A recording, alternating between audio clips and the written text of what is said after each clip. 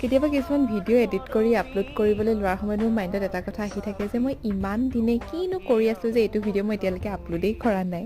So' hello' everyone, welcome back to my another mini blog after a decade বুলিয়ে ক'ব লাগিব, কাৰণ আজিকালি মোৰেই মানে টাইমিং এই গেপটো বহুত বেছি দীঘলীয়া হৈ গৈছে ভিডিঅ' আপলোড নকৰাৰ। আৰু কি যে মই কৰি থাকোঁ মই নিজেও নাজানো তাৰমানে।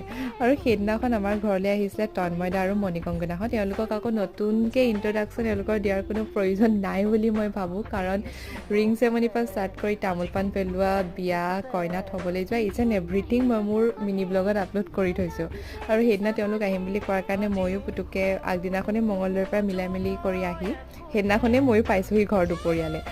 আৰু আমাৰ ঘৰলৈ আহিলে তাৰপাছত মোক মানে এটা পেণ্ডিং গিফ্ট দিবলৈ আছিলে গাইজ। 2023ৰে পৰাই এই গিফ্টটো পেণ্ডিং হৈ আছিলে। And I would like to thanks to তন্ময়দা। মোৰ পাটৰ কাপোৰযোৰ সাংঘাতিক ভাল লাগিলে। And yeah, that's all for today. By.